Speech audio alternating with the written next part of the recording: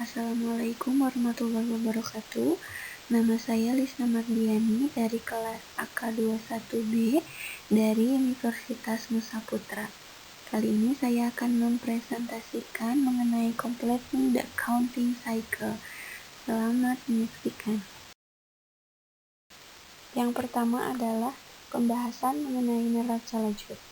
Pengertian neraca lajur atau sering disebut dengan kertas kerja atau worksheet adalah sebuah laporan yang terdiri dari beberapa kolom yang berisi informasi data akuntansi yang akan digunakan dalam proses pembuatan laporan keuangan.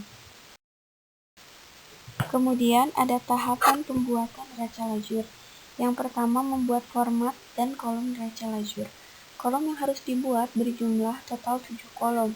1 untuk nama akun dan 6 untuk golongan lajur atau neraca saldo, penyesuaian, neraca saldo setelah penyesuaian, neraca, dan laba rugi. 6 golongan kolom ini harus dibuat dua sisi yang menunjukkan debit dan kredit. Yang kedua, memasukkan data dari neraca saldo dan jurnal penyesuaian. Kolom ini diisi dengan memasukkan data dari neraca saldo yang memuat data saldo akhir setiap akun berdasarkan pencatatan buku besar perusahaan. Yang ketiga, menghitung saldo yang disesuaikan. Setelah data pada kolom neraca saldo dan penyesuaian terisi, selanjutnya kita perlu menghitung saldo pada akun yang mengalami penyesuaian. Perhitungan ini dilakukan dengan menambah atau mengurangi saldo dalam kolom neraca saldo dengan saldo dalam kolom penyesuaian. Saldo yang telah dihitung dan disesuaikan kemudian diletakkan dalam kolom neraca lajur setelah penyesuaian. Isi saldo dalam kolom ini juga yang akan dipindahkan untuk mengisi kolom neraca tanpa melakukan perubahan apapun. Keempat adalah mengisi dan menghitung kolom laporan keuangan atau laba rugi dan posisi keuangan atau neraca. Untuk mengisi kolom laba rugi dan posisi keuangan, data yang dimasukkan berasal dari kolom sebelumnya, yaitu neraca saldo setelah disesuaikan. Namun, tidak semua data dipindahkan, hanya dari akun pendapatan dan beban-beban ke dalam laba rugi, dan harta, kewajiban, dan ekuitas posisi keuangan. Selanjutnya adalah proses tutup buku. Jurnal penutup adalah jurnal yang dibuat pada akhir periode akuntansi untuk menutup akun-akun nominal sementara. Akibat penutupan ini, saldo akun-akun tersebut akan menjadi 0 pada awal periode akuntansi. Akun yang ditutup adalah akun nominal dan akun pembantu modal. Yang termasuk akun nominal adalah pendapatan dan beban, sedangkan akun pembantu modal adalah FRIP dan ikhtisar laba rugi. Setelah jurnal penutup diposting ke setiap akun, maka tersisa adalah perkiraan real atau aset, liabilities, capital, dan equity. Jurnal penutup digunakan untuk menutup beberapa akun, yaitu pendapatan, beban, ikhtisar laba rugi, dan FRIP. Yang pertama, akun yang akan ditutup adalah akun pendapatan. Menutup seluruh akun pendapatan dengan cara memindahkan rekening akun pendapatan ke rekening ikhtisar laba rugi. Berikut adalah contohnya. Nama akun pendapatan pada ikhtisar laba rugi, pendapatan di debit dan ikhtisar laba rugi di kredit. Akun beban, menutup seluruh akun beban dengan cara memindahkan rekening akun beban ke ikhtisar laba rugi. Berikut adalah contoh penulisannya. Nama rekening ikhtisar laba rugi berada pada di debit dan beban berada pada kredit. Selanjutnya adalah ikhtisar laba rugi. Menutup seluruh akun ikhtisar laba rugi dengan cara memindahkan saldo ikhtisar laba rugi ke akun modal. Di sini ada dua kondisi yang bisa terjadi. Laba adalah pendapatan lebih besar dari beban, atau rugi, pendapatan lebih kecil dari beban. Berikut adalah contohnya. Apabila memperoleh laba, maka akun ikhtisar laba rugi didebitkan dan akun modal dikreditkan. Nama rekening ikhtisar laba rugi berada pada posisi debit dan modal berada pada posisi kredit. Dan apabila rugi, maka akun modal didebitkan dan ikhtisar laba rugi dikreditkan. Nama rekening modal berada pada sisi debit dan ikhtisar laba rugi berada pada sisi kredit. Kemudian, akun FRIP. Menutup akun FRIP atau penarikan modal oleh pemilik biasanya hanya terjadi pada perusahaan berskala kecil. Caranya dengan memindahkan akun Pride ke akun modal. Berikut adalah contohnya. Nama rekening modal berada pada sisi debit dan Pride berada pada sisi kredit. Selanjutnya adalah menyusun neraca saldo setelah penutupan. Setelah penyusunan jurnal penutup, tahap yang selanjutnya adalah penyusunan neraca saldo setelah penutupan, post closing trial balance. Lalu apa tujuannya?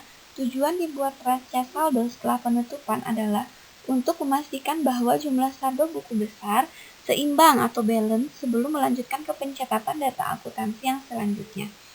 Neraca saldo setelah penutupan dibuat setelah jurnal penutupan diposting ke dalam buku besar.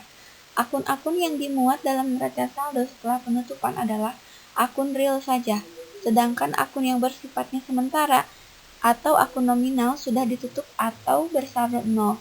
Bentuk neraca saldo setelah penutupan adalah sebagai berikut.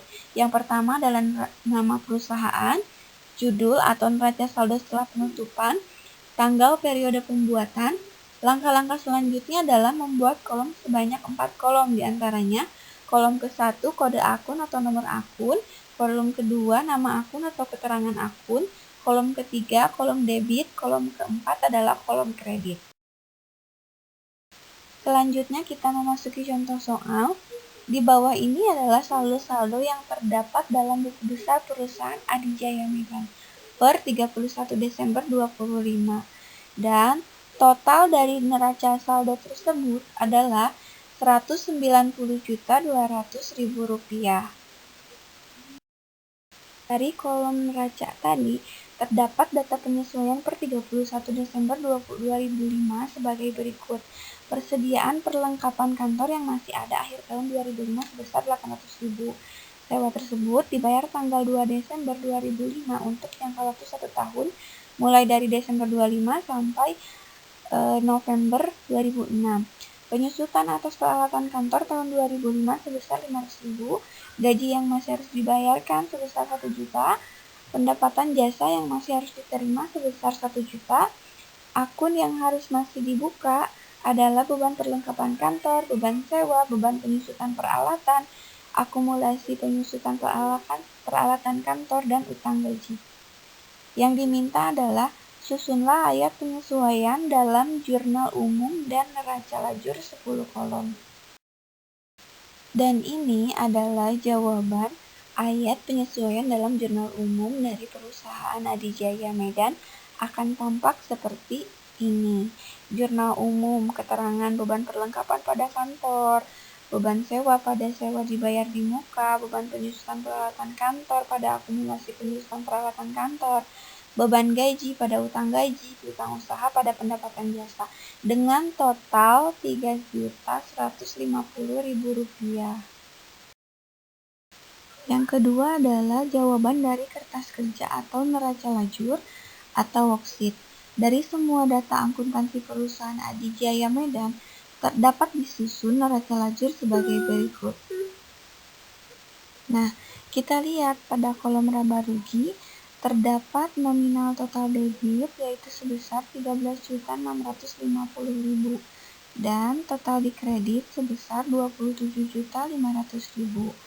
Sedangkan pada kolom neraca terdapat saldo debit Rp179.050.000 dan di kolom kredit terdapat sebesar Rp165.200.000. Di sini pada kolom laba rugi, di mana posisi kredit lebih besar daripada debit, dan di kolom neraca terdapat posisi debit lebih besar daripada kredit. Artinya bahwa perusahaan Adijaya Medan dapat dikatakan laba sebesar Rp13.850.000. Demikian presentasi yang dapat saya sampaikan. Semoga bermanfaat. Terima kasih atas perhatiannya. Wassalamualaikum warahmatullahi wabarakatuh.